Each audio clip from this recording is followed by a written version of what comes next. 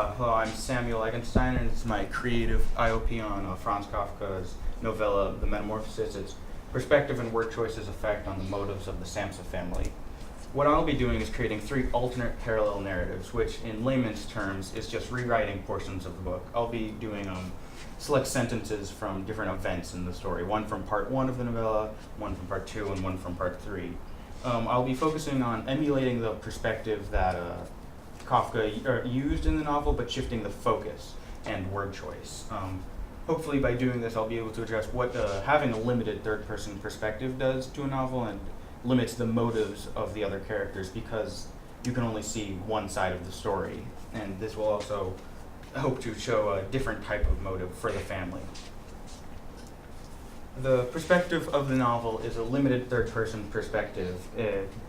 It's from an outside narrator who isn't a member of the story or family, and this seems to create a lack of bias. But the novel does focus on Gregor Samsa over all of the other characters. Gregor Samsa's thoughts are seen compared to where the family members mainly have their actions described. Gregor Samsa's also his speech is translated when he is talking as a cockroach or whatever. So the audience gets to see his speech and thoughts, which give bias towards his account of things, as well as the narrator has spent time with this character more and may use word choice to reflect Gregor's perspective. By focusing on the family instead, you can gain their perspective, since without having their thoughts, you won't know what they are actually thinking. Word choice is also kind of a part of this. Word choice will change as perspective changes, and I will be changing it further. This is a quick example. Hurriedly is bolded there, and hurriedly can mean busily and quickly, and so it conveys this double meaning of going somewhere quickly and trying to get to another, like finishing the closing of the door and then moving on to something, whereas a synonym for hurriedly, swiftly, conveys a smoother tone. And also, hurriedly has a visual similarity in English to the word scurry, which conveys this similarity between creatures. The motive in the story, I'll be trying to change it by using those literary tools. From Gregor sees his family as Gregor and the narrator sees the family as being annoyed and disliking of Gregor and feeling that he's a burden. By switching the perspective and using a softer word choice, I'll hope to show that the family's motive is more of this the bewildered trepidation. They are fearful and ignorant in this way. They don't know what he is, but they are trying to do what they can, even if it is the wrong or a bad choice to make. Part 1, I rewrote portions when Gregor first appears to the family and the father tries to push him back. I chose this because it's one of the first incidents when the family interacts with Gregor, and it's the first time they see him transformed. I did it from the father's point of view because he is the one who most interacts with them, while the mother and sister are freaking out kind of off to the side. From the novel, Gregor portrays his father almost as wild as Gregor is portrayed himself. He uses drove him back, which conveys a very harsh perspective, and wild man, comparing his father to this to a beast, and also says that his father may deliver a lethal blow at any moment to him. To change this, I instead used nudged and away from the panic instead of drove him back. While it's the same action of moving someone away, it conveys from a lighter tone, and also from the perspective of the father, he's trying to get Gregor away from the chief clerk being angry and the mother and sister being upset. So instead of using like a wild man, I said it's almost in the way Gregor's speech had transformed. From Gregor's perspective, he doesn't know what he sounds like to everyone else, but from the father's perspective, he understands what he hears what Gregor is not saying, but hears what it sounds like. So from his perspective, he may be trying to sound like Gregor to some base form of communication.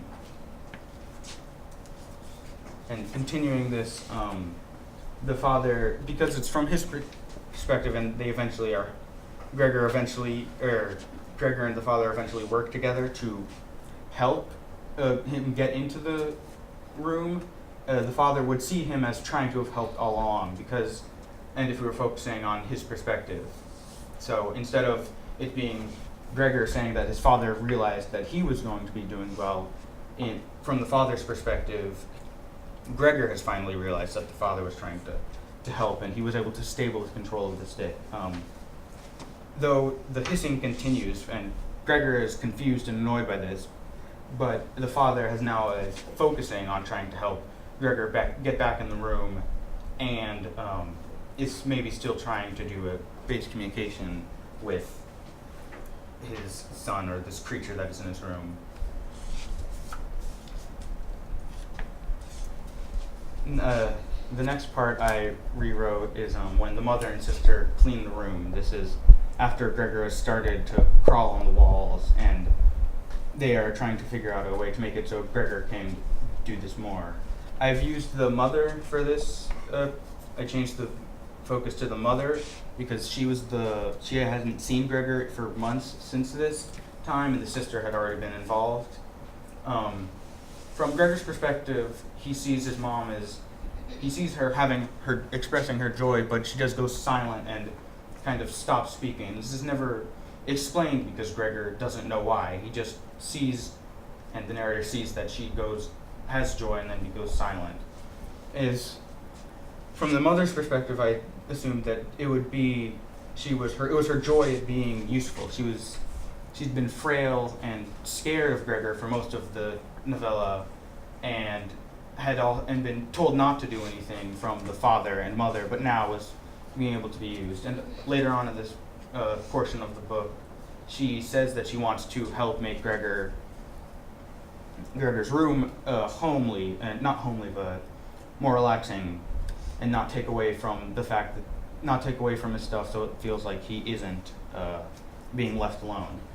Gregor doesn't show that because the work only shows that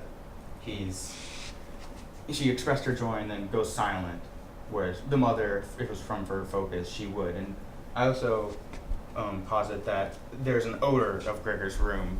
He has been in there for months, not leaved, and eats and leaves his food there. And while Greta cleans it, it probably isn't thorough, and so she would have gone silent from this overwhelming smell, and also just a stale atmosphere of the room. He's moving around, but he's also staying under his couch for long portions of time.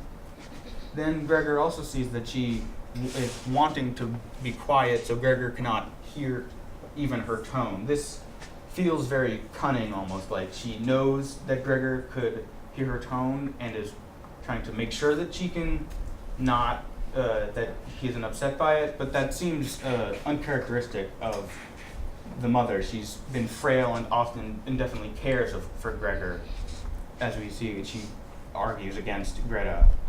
But so he would most likely be seeing that as they were coming to take away and threaten what he wanted, and so he would portray her and her sister as being cunning and almost evil. Whereas if you switch the focus to the mother, she is afraid of Gregor misinterpreting her tone instead of wanting him not to hear it. It's like if she speaks in a wrong way, he may get angry, and she doesn't want to upset him.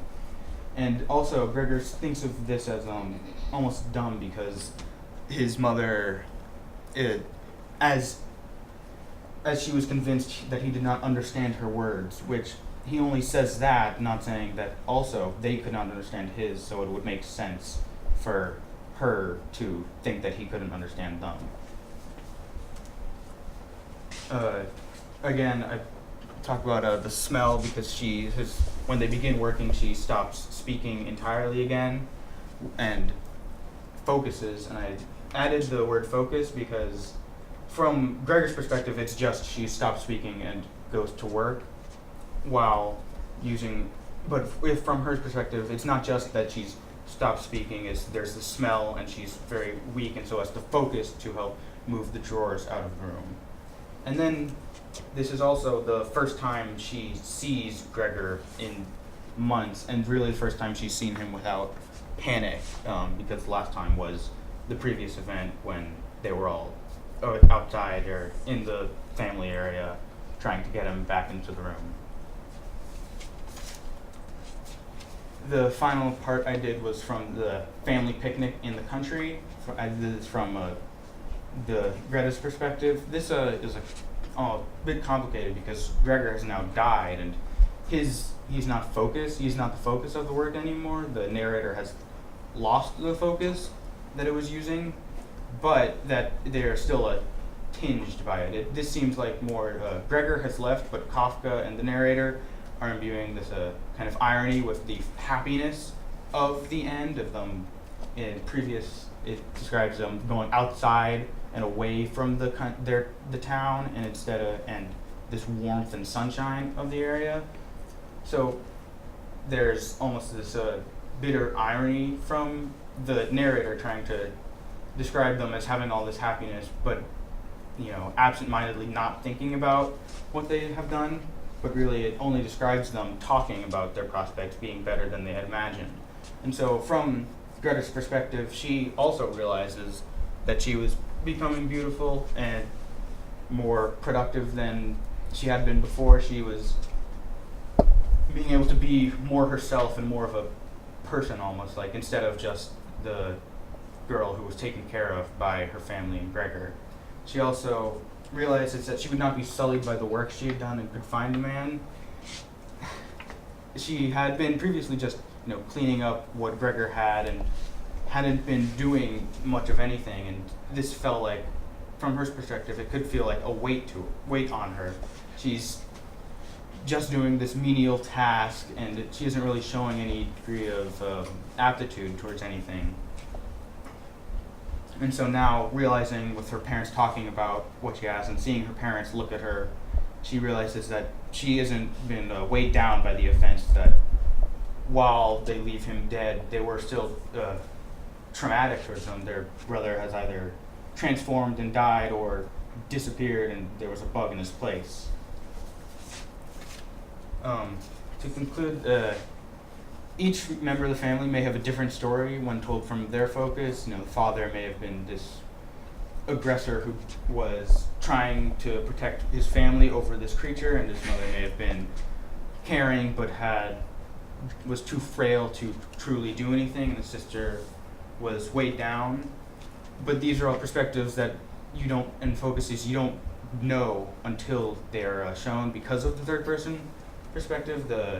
By changing the focus, these new stories are allowed to be seen, even if the actions in the novel are exactly described from the narrator. The motives behind them may not be what Gregor's bias portrays them as.